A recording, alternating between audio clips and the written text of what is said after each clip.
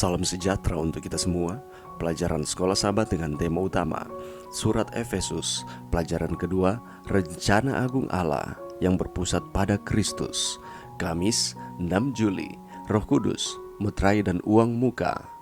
Dalam Efesus 1 ayat 13 dan 14, Paulus menceritakan secara singkat kisah pertobatan para pembacanya.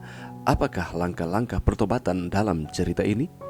Dalam menyelidiki pentingnya Roh Kudus dalam kehidupan orang percaya, Paulus menggunakan dua gambaran atau metafora untuk roh. Dia pertama-tama menggambarkan Roh Kudus sebagai meterai, mengidentifikasi kehadiran roh yang memeteraikan yang terjadi sejak saat pertobatan.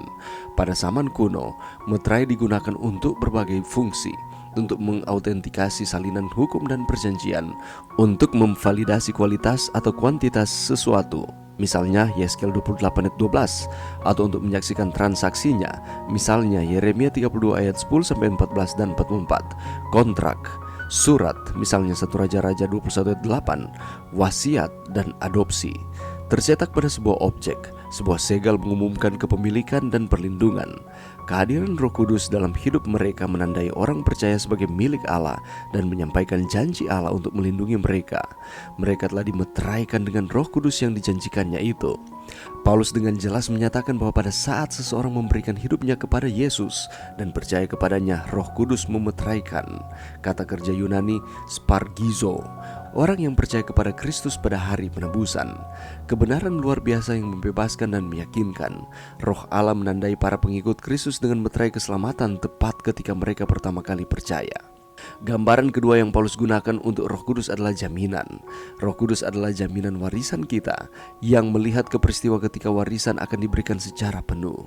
Kata yang diterjemahkan jaminan atau arabon adalah kata yang dipinjam dari bahasa Ibrani yang digunakan secara luas dalam bahasa Yunani umum atau bahasa Yunani koine pada zaman perjanjian baru untuk menunjukkan angsuran pertama, deposit atau uang muka yang mengharuskan pembayar untuk melakukan pembayaran selanjutnya.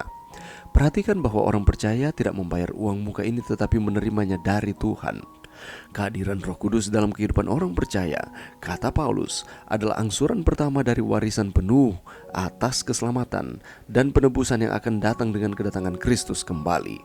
Tugas kita adalah menerima dengan hati yang bersyukur dan tunduk pada apa yang telah ditawarkan kepada kita di dalam Yesus. Pelajaran yang bisa kita dapatkan pada saat ini.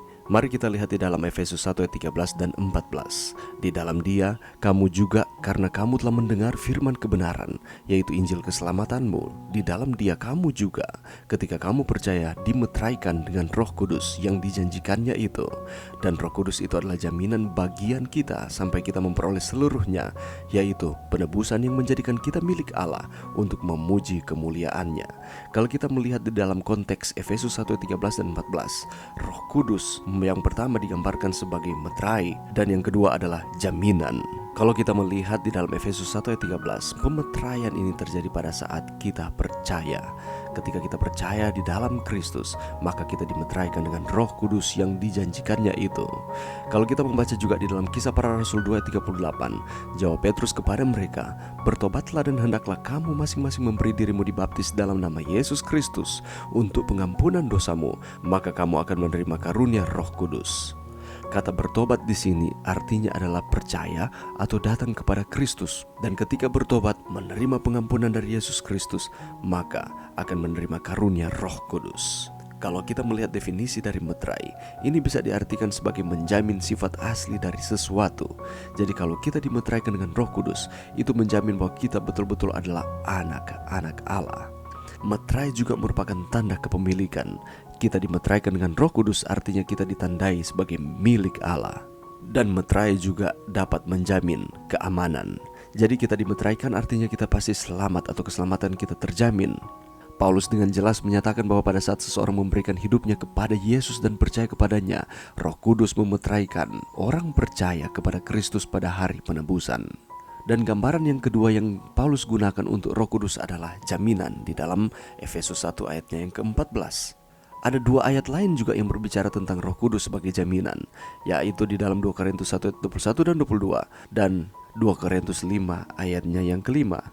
Bahasa asli yang diterjemahkan jaminan adalah arabon, yang sebetulnya bukan merupakan kata bahasa Yunani tetapi bahasa Ibrani. Kata arabon adalah tanggungan atau uang muka. Kata tanggungan atau uang muka ini mengesahkan suatu kontrak atau pembelian dan memberikan kepastian bahwa pembayaran akan dilunasi.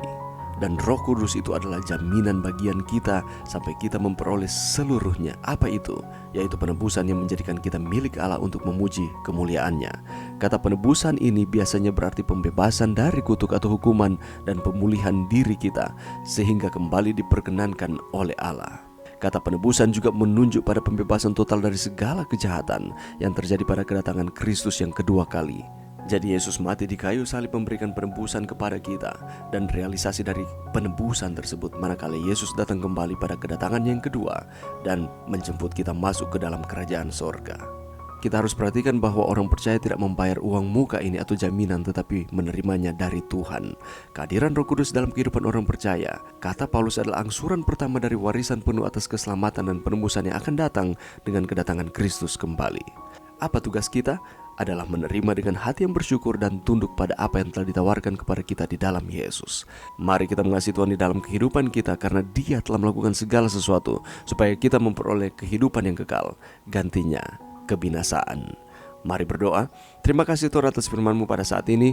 Terima kasih Tuhan oleh karena Roh Kudus sebagai meterai dan juga uang muka, jaminan untuk supaya kami dapat memperoleh penebusan yang sesungguhnya manakala Tuhan datang pada kali yang kedua memberikan keselamatan kepada kami. Ini doa kami di dalam nama Yesus. Amin.